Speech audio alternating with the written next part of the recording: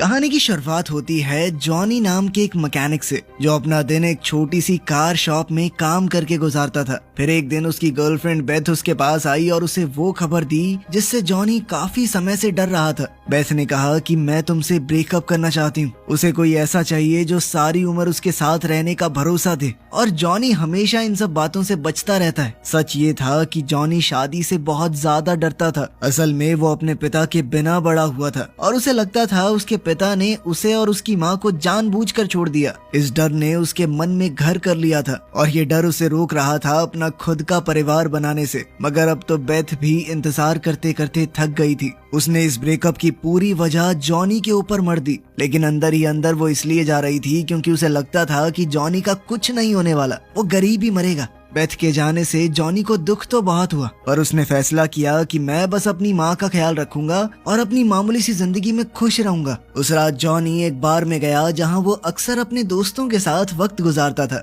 अब वो एक दिल टूटे आशिक की तरह स्टेज पर जोर जोर से गाना गा रहा था। तभी अचानक से एक औरत बार में आई और उसका ध्यान तुरंत जॉनी पर गया। गाना खत्म होने के बाद वो जॉनी के पास आई और उसने अपना नाम प्रूडेंस बताया। प्रूडेंस ने समझाया कि वो इंग्लैंड में ड्यूक ऑफ ग्लासविक की एडवाइजर है। इसके बाद उसने जॉनी को एक प्लेन टिकट दी और कहा कि वो ड्यूक से मिलने जाए। इतना ही नहीं, उसने एक पुराना बर्थ सर्टिफिकेट भी दिखाया जो ये साबित करता था कि जॉनी ड्यूक का असली बेटा है। ये देखकर जॉनी एकदम हक्का बक्का रह गया और उसने वो कागज वापस उसकी तरफ धकेल दिया। जॉनी ने कहा कि मैं उस आदमी से मिलना ही नहीं चाहता जो 30 साल पहले अपने परिवार को यूं छोड़कर चला गया हो। बस यहीं से उसकी कहानी शुरू हुई।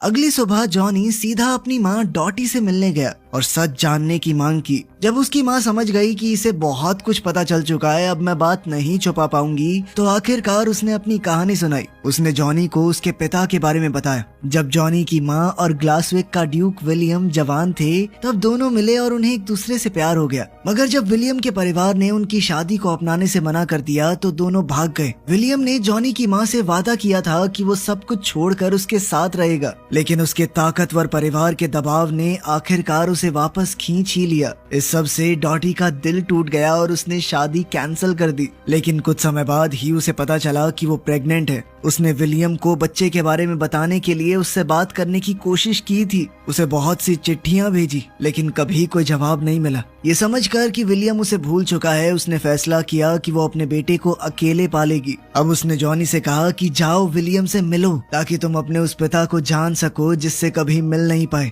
अपनी माँ की बात मानते हुए जॉनी उस शानदार महल तक पहुँच गया जिसे ड्यूक ऑफ ग्लासविक अपना घर कहता था। प्रूडेंस ने वहाँ पर उसका स्वागत किया और उसे कई सारे कमरे दिखाते हुए महल का एक छोटा सा टूर करवाया। कुछ देर बाद वो उसे ड्यूक के स्टडी रूम में ले गई और उसे वहाँ इंतजार करने को कहा। साथ ही ये भी याद दिलाया कि किसी भी चीज को छूना मत। मगर जैसे ही वो बाहर गई, जॉनी ने एक पुरानी फेंसिंग वाली तलवार उठाई और उसके साथ खेलने लगा। थोड़ी ही देर बाद विलियम अंदर आया। बाप बेटे दोनों की शक्ल बहुत ज्यादा मिलती थी। उनका बोलने का अंदाज और आदतें तक एक जैसी लग रही थी। जब जॉनी को एहसास हुआ कि उसके सामने खड़ा आदमी वही बाप है जिससे वो कभी नहीं मिला, तो माहौल थोड़ा सीरियस हो गया। वहीं विलियम को लग रहा था कि जॉनी यहाँ पैसे मांगने आया है, मगर उसे ये नहीं पता था कि प्रूडेंस ने उसे यहाँ पर बुलाया है। ये पैसों वाला इल्जाम सुनकर जॉनी के दिल को बहुत ठेस पहुंची। उसने कहा कि मैं सिर्फ अपने बाप से मिलने आया था, जो मेरी जिंदगी से सालों पहले गायब हो गया था। लेकिन सालों बाद अपने बेटे से मिलने के बाद भी इस ठंडे से बर्ताव को देखकर जॉनी बहुत निराश हुआ और अब तो वो गुस्से से भर चुका था। जॉनी के जाने से पहले विलियम ने उससे डॉटी के बारे में पूछा। तब जॉनी ने बताया कि मेरी माँ सिंगर बनना चाहती थी, शायद आपको बताया होगा उन्होंने, लेकिन बन नहीं पाई क्योंकि मुझे पालना भी तो था। वो इंतजार नहीं कर सकती थी कि कब उन्हें बड़ा ब्रेक मिले। नॉर्मल छोटी मोटी नौकरियां करनी पड़ी। जॉनी अब अपने पिता से काफी नाराज था, इसीलिए उसने वहाँ से निकलने का फैसला किया। लेकिन प्रूडेंस ने उसे रोकने की कोशिश की। उसने उसे याद दिलाया कि तुम एक शाही परिवार के बेटे हो, तुम अपने पिता के अकेले वारिस हो, तुम्हें ही आगे चलकर ग्लासविक का ड्यूक बनना है। लेकिन जॉनी ने विलियम के बारे में कहा कि मैं इस आदमी के साथ तो बिल्कुल नहीं रहना चाहता। प्रूडेंस ने उससे पूछा, अच्छा ये तो बताओ तुम जाओगे कहाँ पर? इस पर जॉनी ने चिढ़कर कहा कि रुक जाऊंगा किसी होटल में, क्या हो गया? फिर बाहर निकलते वक्त जॉनी की नजर गैराज में खड़ी एक पुरानी गाड़ी पर पड़ी। उसे वो कार काफी पसंद आई, लेकिन उस पर धूल की मोटी परत जम चुकी थी। इसीलिए उसने खिड़की पर जल्दी से छोटा सा मैसेज लिख दिया कि गाड़ी को साफ कर दिया जाए। इसके बाद वो पास के एक बार की तरफ चला गया, जहाँ उसने बार के मालिक के लिए एक पुराना म्यूजिक बॉक्स ठीक कर दिया। उसे घर से निकले ज्यादा देर हुई नहीं थी कि प्रूडेंस उसे ढूंढती हुई वहाँ भी पहुँच गई। उसने जॉनी को बताया कि विलियम चाहता है कि पूरे एक हफ्ते तुम महल के अंदर ही रुको, लेकिन जॉनी ने मना कर दिया कि मुझे जाना ही नहीं। तो प्रूडेंस ने उसके सामने एक डील रखी। उसने जॉनी से कहा कि चलो डार्ट्स का एक मैच खेलते हैं। अगर मैं जीत गई तो तुम्हें महल में वापस चल के वहीं रुकना पड़ेगा, और अगर तुम जीत गए तो तुम वापस अमेरिका जा सकते हो, और साथ ही तुम जो कहोगे तुम्हारी एक बात मैं जरूर मानूंगी। जॉनी ये सोचकर मान गया कि इस लड़की को तो हरा ही दूंगा, लेकिन प्रूडेंस का निशाना बहुत अच्छा था। वो बहुत आसानी से जीत गई। बाद में पता चला कि वो तो असल में एक प्रोफेशनल प्लेयर है। खैर कुछ भी हो, जॉनी हार गया था तो वो महल में वापस चलने को मान गया। उसे उसका कमरा दिखाने के बाद प्रूडेंस सिटिंग एरिया में आराम से बैठ गई और जॉनी की सोशल मीडिया पोस्ट्स को देखने लगी।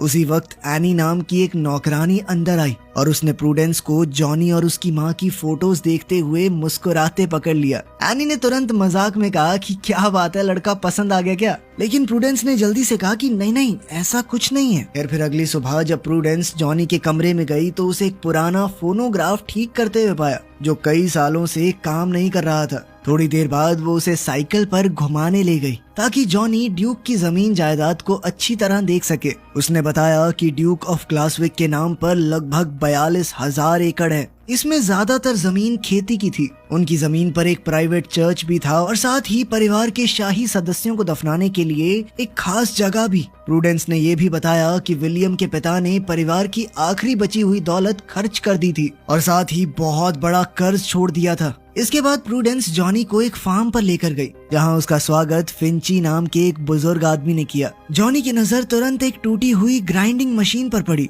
जो लगभग 10 सालों से बेकार पड़ी थी। जब उसने पास पड़े चुकंदर के ढेर के बारे में पूछा तो फिंची ने बताया कि आजकल चुकंदर से ज्यादा मुनाफा नहीं होता। उसने ये भी बताया कि तुम्हारे पिता विलियम बहुत ही अच्छे हैं। उसने कभी भी उन किसानों से रेंट नहीं लिया जो ड्यूक की जमीन पर काम करते थे। फार्म घूमने के बाद जब वो वापस महल लौट रहे थे तो प्रूडेंस ने जॉनी की मुलाकात उसके कजन एलिस्टर से करवाई। अगर विलियम का कोई बच्चा नहीं होता तो वही अगला ड्यूक बनने वाला था। फिर खेतों के बीच घूमते हुए प्रूडेंस ने जॉनी से कहा कि एक बार ड्यूक बनने के बारे में जरूर सोचना। मैं बिल्कुल नहीं चाहती कि एलिस्टर उस गद्दी पर बैठे। फिर उसने जॉनी को खुलकर अपनी कहानी बताई। उसके माँ बाप कई सालों तक ड्यूक के परिवार के लिए काम करते थे, इसीलिए वो महल में ही बड़ी हुई थी। जब वो सिर्फ 8 साल की थी तो उसके माँ बाप एक एक्सीडेंट में मारे गए। उस वक्त मुझे विलियम ने अपने पास रख लिया और बिल्कुल अपनी बेटी की तरह पाला। उसे बड़े से बड़े स्कूल में भेजा, जो वो करना चाहती थी करवाया। इसी वजह से प्रूडेंस अपने दिल से विलियम की शुक्रगुजार थी। वो चाहती थी कि अगला ड्यूक कोई ऐसा इंसान बने जो सच में इसके लायक हो,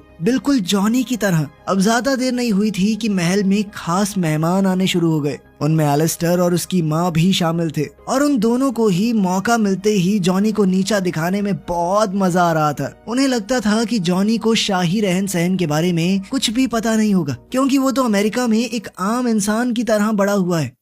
फिर घुड़सवारी के दौरान भी एलिस्टर ने उसे नीचा दिखाने की कोशिश की। उसे पूरा यकीन था कि जॉनी को घोड़ा चलाना आता ही नहीं होगा, लेकिन जॉनी ने घोड़े को बहुत आराम से कंट्रोल कर लिया, जिससे सभी लोग हक्के बक्के रह गए। सिर्फ इतना ही नहीं, उसने एलिस्टर को गिरने से भी बचा लिया। कुछ देर बाद जॉनी किचन में नजर आया, जहां वो चुकंदर का जूस बना रहा था और स्टाफ के कुछ लोगों को दे रहा था। तब एनी ने कहा कि पहले तो मुझे ये फल बिल्कुल पसंद नहीं था, क्योंकि इसका स्वाद थोड़ा कड़वा होता है, लेकिन जॉनी का बनाया हुआ जूस चखने के बाद वो बिल्कुल हैरान रह गई कि ये कितना स्वाद था। जॉनी ने समझाया कि इसके बहुत फायदे भी हैं। तभी प्रूडेंस वहाँ पर आई और सबको काम पर वापस लगने को कहा। फिर उसने खुद भी जूस को टेस्ट किया और उसे भी बहुत पसंद आया। शाम को जॉनी ड्यूक के महल में होने वाले एक खास डिनर के लिए तैयार हुआ। जब उसने प्रूडेंस को सुंदर सी ड्रेस में देखा तो वो उसकी खूबसूरती देखकर हैरान रह गया। खैर डिनर के दौरान जॉनी को पहले कोर्स में थोड़ी मुश्किल हुई, प्लेट में अजीब सी मछली थी जिसे देखकर उसका मन खराब हो गया। तभी एलिस्टर ने तुरंत इस मौके का फायदा उठाया और उसका मजाक उड़ाने लगा। तुम्हें तो शाही टेबल मैनर्स के बारे में कुछ भी पता नहीं होगा।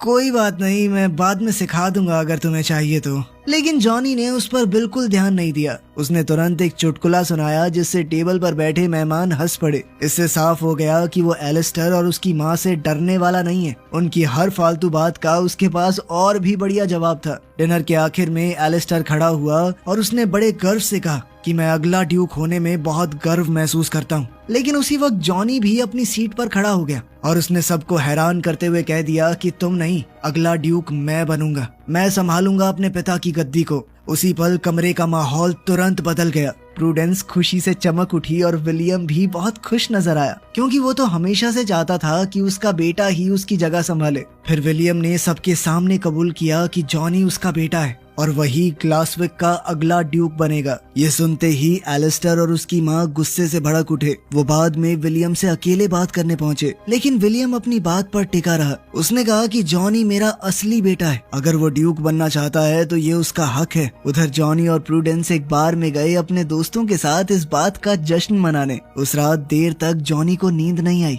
इसीलिए वो गैराज में चला गया और उस पुरानी कार पर काम करने लगा। फिर थोड़ी देर बाद विलियम भी वहाँ आ गया और जॉनी से पूछा कि तुम ड्यूक क्यों बनना चाहते हो। साथ ही उसने ये भी माना कि जब मैं ड्यूक बना था तो मुझे भी नहीं पता था मैं क्या कर रहा हूँ। खैर यूं ही बातचीत करते हुए वो गाड़ी को ठीक करते रहे और धीरे धीरे एक दूसरे को थोड़ा बेहतर समझने लगे। फिर अगले दिन प्रूडेंस ने जॉनी को डांस सिखाना शुरू किया। वो एक आने वाले फंक्शन की तैयारी कर रहे थे। उस मौके पर इंग्लैंड के कई शाही परिवारों के लोग वहां आने वाले थे। प्रूडेंस चाहती थी कि जॉनी उनके सामने बिल्कुल भी कम न लगे। डांस लेसन के दौरान अचानक से एनी वहां आ गई और उसने जॉनी और प्रूडेंस का शुक्रिया अदा किया, क्योंकि उन्होंने उसके बॉयफ्रेंड को भी फंक्शन में आने का न्योता दिया था। जल्द ही प्रूडेंस को पता चला कि जॉनी ने फिंची और उन किसानों को भी न्योता दिया था जो सालों से इस जमीन पर काम कर रहे हैं। ये सब सुनकर प्रूडेंस थोड़ी इमोशनल हो गई, खास करके इस बात को देखकर कि जॉनी को यहाँ आए कितना ही वक्त हुआ है, फिर भी उसे यहाँ पर काम करने वाले सभी लोगों का ख्याल है। अब जल्द ही उनकी प्रैक्टिस के दौरान माहौल थोड़ा रोमांटिक हो गया। जॉनी और प्रूडेंस एक दूसरे के काफी करीब आ गए और ऐसा लग रहा था मानो दोनों एक दूसरे को बस चूमने ही वाले हैं। लेकिन तभी एनी और कुछ स्टाफ मेंबर्स ने उन्हें देख लिया और दोनों वहीं रुक गए। खैर फिर जॉनी दोबारा से गैराज में उस पुरानी कार पर काम करने चला गया और विलियम भी उसकी मदद करने लगा। बाद में जब वो इंजन को थोड़ा सेट कर रहे थे तब विलियम ने अपने बीते हुए कल के बारे में खुलकर बात की। उसने बताया कि मुझे कभी भी तुम्हारी माँ के खत मिले ही नहीं और मुझे बिल्कुल भी पता नहीं था कि मेरा एक बेटा भी है। उसने ये भी बताया कि मैंने तुम्हारी माँ को कई बार खत लिखे थे, लेकिन कभी कोई जवाब नहीं मिला। आखिर में मैंने मान लिया कि शायद डॉटी अपनी जिंदगी में आगे बढ़ गई है। तब जॉनी ने बताया कि माँ को भी आपका कोई खत नहीं मिला। तब उन्हें समझ में आया कि किसी ने जानबूझकर उन लोगों को अलग रखा था। खैर अब जॉनी ने विलियम से कहा कि एक बार इंजन को शुरू करके देखिए। जैसे ही विलियम ने चाबी घुमाई तो वो पुरानी गाड़ी जोर से दहाड़ती हुई शुरू हो गई। उसी पल दोनों की आंखों में खुशी चमक उठी और वो बच्चों की तरह हंसने लगे। वहीं दूसरी ओर एलिस्टर चुपके से विलियम के स्टडी रूम में घुस गया और वहाँ उसने जॉनी का बर्थ सर्टिफिकेट ढूंढ निकाला। उसे देखते ही वो मुस्कुराया मानो उसके दिमाग में कोई नई साजिश चल रही हो। अगले दिन जॉनी विलियम को उसी पुरानी गाड़ी में ड्राइव पर ले गया। अब वो गाड़ी धुलने और पॉलिश होने के बाद बिल्कुल नए जैसी चमक रही थी।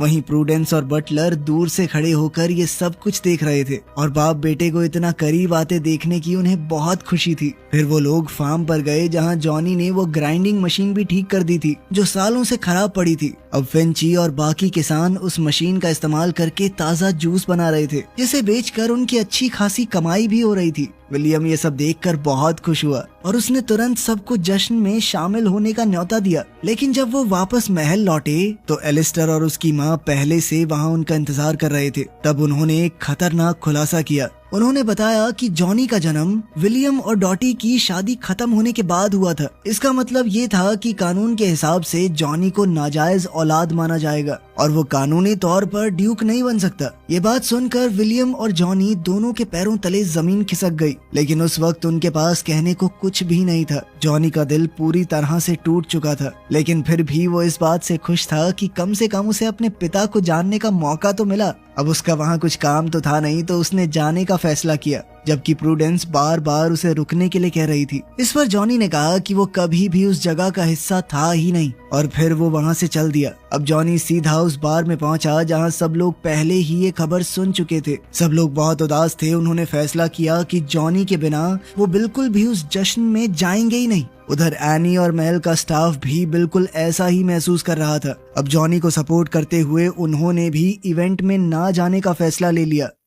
उधर अपने ऑफिस में प्रूडेंस दोबारा से जॉनी का बर्थ सर्टिफिकेट देख रही थी। तभी उसकी नजर एक खास डिटेल पर पड़ी। जैसे ही उसे समझ आया कि इसका मतलब क्या है, वो तुरंत जॉनी को ढूंढने के लिए भाग पड़ी और उससे कहा कि रुक जाओ। उसने जॉनी से कहा कि डांस में जरूर आना, बस मेरी खातिर। फिर इवेंट शुरू होने से पहले विलियम ने मेहमानों का स्वागत किया, लेकिन तभी वो एकदम हैरान रह गया जब उसे डॉटी वहाँ पर आती हुई नजर आई। उसकी खुशी छुपाए नहीं छुप रही थी और वो तुरंत उसे अंदर ले गया ताकि सबसे मिलवा सके। फिर थोड़ी देर बाद जॉनी भी प्रूडेंस और अपने दोस्तों के साथ डांस में आ गया। इधर एलिस्टर और उसकी माँ ये सब देखकर बुरी तरह चिढ़ रहे थे, क्योंकि ये सब उन्हें बिल्कुल पसंद नहीं आ रहा था। उनके हिसाब से मामूली लोग शाही जश्न में क्या कर रहे हैं, क्या काम है इनका यहाँ पे। इसी भीड़ में जॉनी ने अचानक से अपनी माँ को देखा। वो पूरी तरह चौंक गया, क्योंकि उसे तो पता भी नहीं था उसकी माँ यहाँ आने वाली है। तभी डॉटी ने उसे गले लगा लिया और बताया कि विलियम ने उसे पहले ही प्लेन टिकट भेज दी थी और साथ ही इस मौके पर यहाँ आने के लिए इनवाइट भी किया था। फिर विलियम सभी मेहमानों के सामने आगे बढ़ा और सालों से दिल में दबाए हुए अपने जज्बात खुलकर कह दिए। उसने बताया कि सिर्फ एक हफ्ते में मेरी जिंदगी पूरी तरह बदल गई है। उसके बेटे की वजह से उसकी पुरानी यादें ताजा हो गई और अब उसे लगता है कि शायद वो अपनी जिंदगी को दोबारा पा सकता है, जिसे उसने सालों पहले खो दिया था। फिर उसने सबके सामने ऐलान किया कि जॉनी उसका अगला वारिस होगा। ये सुनते ही एलिस्टर तुरंत कूद पड़ा और इस फैसले का विरोध करने लगा। उसने जोर देकर कहा कि जॉनी नाजायज औलाद है, वो नहीं बन सकता ड्यूक। तभी अचानक प्रूडेंस बीच में आ गई और सच्चाई का खुलासा किया। उसने बताया कि शादी को रद्द करने वाले कागजों पर जो विलियम के दस्तखत हैं, वो नकली हैं। ये बात बहुत आसानी से साबित की जा सकती है जब उस सिग्नेचर को विलियम की असली हैंडराइटिंग से कंपेयर किया जाए। विलियम अपने बाएं हाथ से लिखता है और उसका साइन करने का तरीका इतना अलग है कि किसी के लिए भी नकल कर पाना बहुत मुश्किल है। ये सब सुनकर एलिस्टर बिल्कुल घबरा गया और ऐसे ही कुछ भी बड़बड़ाने लगा कि तो क्या हो गया, साइन तो हो रखा है ना। लेकिन विलियम ने तुरंत भारी आवाज में कहा कि यहाँ से निकल जाओ। फिर कुछ पल बाद जॉनी आगे बढ़ा और अपने पिता को जोर से गले लगा लिया। इसके बाद जॉनी ने अपने आगे के प्लान्स भी बताए। उसने ऐलान किया कि वो इस धरती पर कई पीढ़ियों से रह रहे किसानों के साथ मिलकर एक जूस कंपनी स्टार्ट करना चाहता है। फिर कहानी के आखिर में जॉनी ने प्रूडेंस को डांस के लिए पास बुलाया। उनके आसपास बाकी मेहमान भी डांस में शामिल हुए और पूरे हॉल में खुशी का मंजर दौड़ पड़ा। फिर डांस के बाद जॉनी प्रूडेंस को गार्डन में ले गया। वहाँ उसने अपने दिल की बात कहकर अपने प्यार का इजहार किया। प्रूडेंस ने भी हाँ कहते हुए उसे चूम लिया। तो चलो, अपना हीरो ड्यूक भी बन गया और साथ में हीरोइन